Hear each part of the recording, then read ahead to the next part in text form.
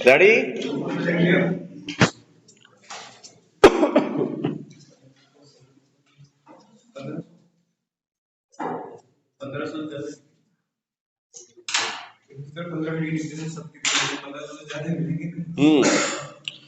Ready? Start.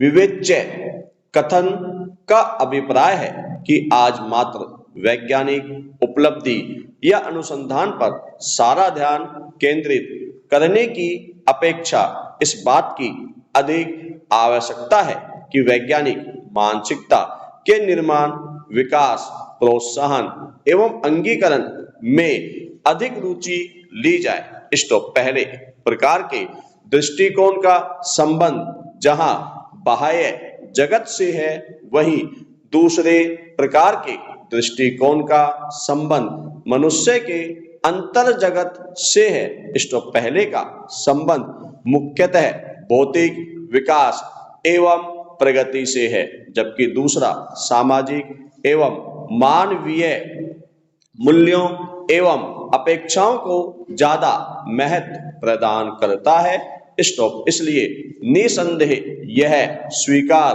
किया जा सकता है कि विवेच्य कथन की संप्रति व्यापक प्रासंगिक है, विशेषकर आज जबकि धार्मिक रूढ़िवाद, अंधविश्वास आदि ने समस्त सभ्य एवं स्थापित जीवन शैली को बुरी तरह नुकसान पहुंचाना शुरू कर दिया है। स्टॉप। यह समस्या न सिर्फ भारत की है, बल्कि संसार के अधिकांश देश इस आशंकित त्रासदी से त्रस्त हैं। स्टॉप। पैरा। विज्ञान मनुष्य के मन मस्तिष्क में व्यापक अंधकार को दूर करने के लिए प्रकाश की तरह है। स्टॉप। मनुष्य को किसी भी तथ्य का परीक्षण करने हेतु एक विश्लेषणात्मक मस्तिष्क की आवश्यकता है, तभी वह जान सकता है कि मान्यताओं का कोई आधार है भी या नहीं। स्टॉप। परंतु ऐसे मस्तिष्कों का विकास तभी संभव है जब हम बाल्यावस्था से ही जिज्ञासाओं को बढ़ावा दे सके। जिज्ञासाओं को शांत करने हेतु परीक्षणों के माध्यम से साक्ष्य जुटाने का परिश्रम करने के लिए तैयार हो, अन्यथा विज्ञान भी एक ऐसा विषय बन जाएगा जिसमें तथ्यों को मुहजबानी याद कर लिया जाता है और जिज्ञासाओं का कोई स्थान नहीं होता। स्टॉप। पैरा। आज के युग में कितने विज्ञान के छात्र या विज्ञान के क्षेत्र में कार्यरत व्यक्ति बहुत ही छोटी छोटी बातों को न समझते हैं और न ही उसे अन्य विषयों के साथ संबद्ध कर सकते हैं। कितने लोग जानते हैं कि a+b बराबर ab प्लस 2ab क्यों होता है?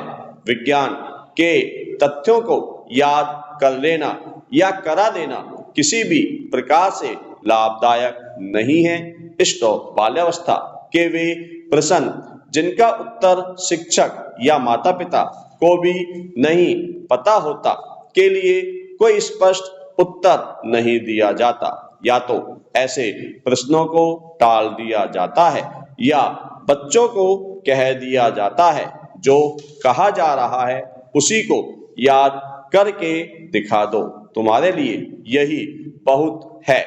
स्टॉप। ऐसे आचरण बच्चों को जिज्ञासु तो नहीं बना पाते हैं, बल्कि उन्हें अपने ही मन में उठते प्रश्नों के लिए निराश कर देते हैं और बच्चे भी पुराने ढर्रे पर चल पड़ते हैं। स्टॉप। पैरा। मनुष्य का अब तक का अधिकांश विकास विज्ञान से जुड़ा हुआ है। स्टॉप। न केवल भौतिक प्रगति के स्तर पर अपितु मनुष्य के बाह्य मानसिक स्वरूप पर भी इसका पर्याप्त असर है। मनुष्य की सबसे बड़ी उपलब्धि प्रकृति पर उसकी विजय है। उसने प्रकृति के रहस्यों को सुलझा पाने में पर्याप्त सफलता पाई है। स्टॉप। उसने भौगोलिक दूरियों को तो कम किया ही है, पृथ्वी की परिधि से बाहर की भी महत्वपूर्ण यात्राएं तय की हैं।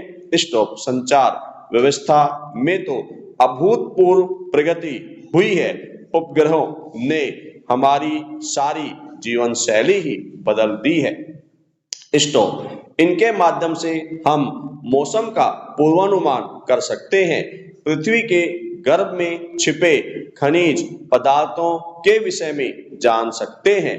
इतना ही नहीं, समुद्र के तल में छिपी मछलियों को भी पकड़ सकते हैं और इन सबसे बढ़कर संसार के किसी भी कोने से दूरसंचार माध्यम के द्वारा जुड़ सकते हैं। स्टॉप। उपग्रह प्रणाली ने मनोरंजन का भी वैश्वीकरण कर दिया है।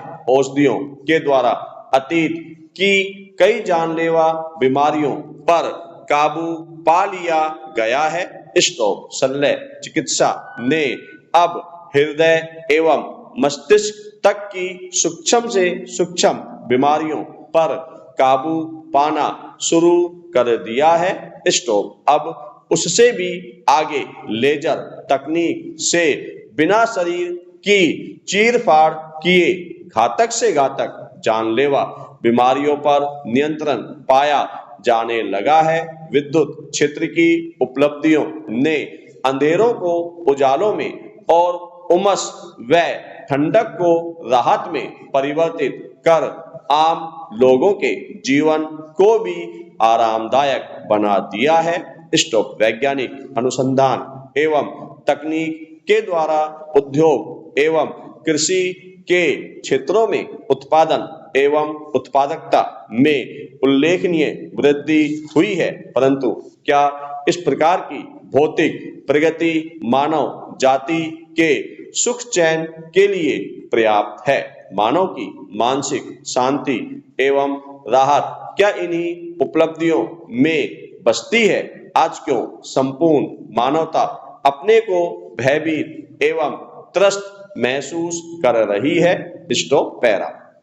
विकास सोद्देश्य एवं सुनियोजित परिवर्तन की संज्ञा है, जिसे समुचित माध्यम से प्राप्त किया जाता है। स्टॉप। इसमें मनुष्य के जीवन दर्शन की भूमिका सबसे बड़े उत्प्रेरक के रूप में होती है। विकास का मूल्यांकन भौतिक एवं नैतिक दोनों ही मानदंडों पर किया जाना चाहिए, परंतु दुर्भाग्यवश आज की सभ्यता वैज्ञानिक दृष्टिकोण प्रेरित नैतिक प्रगति को धत्ता बताते हुए वैज्ञानिक आविष्कार आधारित भौतिक प्रगति पर ही अपना सारा ध्यान केंद्रित रखती है, जो अत्यंत शोचनीय है। स्टॉप। पैरा। समाज की व्यवहारगत रीतियां किसी भी बच्चे के मन में अनेकों प्रश्न खड़े कर देती है। स्टॉप। प्रकृति की हर घटना के पीछे क्या कारण है वह जानना चाहते हैं, परंतु विडंबना यह है कि हमारा समाज बच्चे को किताबी बातें याद कराकर परीक्षा में सफल होना ही अपना कर्तव्य समझता है। प्रश्नों को कुचल देने पर बच्चे कठपुतली तो बन सकते हैं, परंतु समाज के विकास में कोई योगदान नहीं कर सकते। स्टॉप। वो भी एक दिन ऐसे ही माता पिता या शिक्षक बन जाते हैं जिनका उद्देश्य बच्चों को ज्ञानवान बनाना नहीं, उन्हें पैसा कमाने की मशीन बनाना है। स्टॉप। पैरा। सामान्यतः यह देखा जाता है कि बाल्यावस्था में मानव मस्तिष्क जो कुछ सीख लेता है या जिस प्रकार की कार्य प्रणाली पर वह निर्भर हो जाता है, जीवन भर वह उसके साथी बनी रहती है। स्टॉप। यदि किसी घटना को मनगढ़ंत बातों के द्वारा समझाया जाए तो उन बातों की अमिट छाप जीवन भर मानव मस्तिष्क पर रहती है। स्टॉप। उदाहरणार्थ, सूर्य ग्रहण को नंगी आंखों से देखने पर किसी प्रेतात्मा या अन्य शक्ति के कारण व्यक्ति अंधा हो सकता है। स्टॉप। इस बात के तथ्यात्मक होते हुए भी कि सूर्य ग्रहण को चश्मे के द्वारा न देखा जाए तो अंधापन हो सकता है में अकारण ही मनगढ़ंत बात को जोड़ने पर वह प्रेतात्मा के होने पर विश्वास बढ़ाती है। स्टॉप। वर्तमान युग में भी ऐसे बहुत से लोग हैं जो सुनी सुनाई बातों को मान लेते हैं और उसी दिशा में अपने विचारों को आगे बढ़ाते हैं, न कि उस बात का परीक्षण कर उसके साक्ष्य तलाशने का कोई प्रयत्न करते हैं। स्टॉप। विश्लेषण न करना तथा किसी प्रकार का कोई दिमागी प्रयत्न न करना कदाचित सरल तरीका हो। स्टॉप। जबकि वैज्ञानिक दृष्टिकोण हमें अपने विचारों के विस्तार का अवसर प्रदान करता है। स्टॉप। यदि न्यूटन के मन में सेब को पेड़ से गिरते हुए देखकर कोई जिज्ञासा ही न उठती तो गुरुत्वाकर्षण सिद्धांत का प्रतिपादन नहीं हो पाता। स्टॉप। यदि मेंडल को यह जिज्ञासा न होती कि कोई गुण एक पीढ़ी से दूसरी पीढ़ी में कैसे पहुंच जाता है तो आनुवांशिकी के रहस्यों का ज्ञान कैसे हो पाता। स्टॉप। पैरा। यदि विद्यार्थी सभी कथनों को रट ले और लिखित बातों का कोई विश्लेषण ही न करे तो नए अनुसंधान नई खोज कैसे संभव हो पाएगी। स्टॉप। ज्ञान तब तक अपने उद्देश्य में असफल है जब तक वह दैनिक व्यवहार से संबद्ध न हो सके। स्टॉप। कोई विद्यार्थी सूक्ष्म जीवों, जीवाणुओं, विषाणुओं के विषय में तथ्यों को मुंह जबानी याद तो कर ले परंतु स्वच्छता का कोई ख्याल न रखे तो ऐसे ज्ञान का क्या लाभ। यदि कोई विद्यार्थी जंक फूड से होने वाली हानियों को जानता तो हो परंतु उसके भोजन में फिर भी 80% जंक फूड ही हो तो ऐसे ज्ञान का क्या लाभ। यह बहुत ही आवश्यक है कि जो कुछ भी ज्ञान हमें किताबों से मिल रहा है हम उसका विश्लेषण करें और व्यवहारिक जीवन में उसे अपनाएं। स्टॉप। यह आवश्यक नहीं कि जो बात सामूहिक रूप से मान्यता पा चुकी है वो 100% सही हो या 100% गलत हो।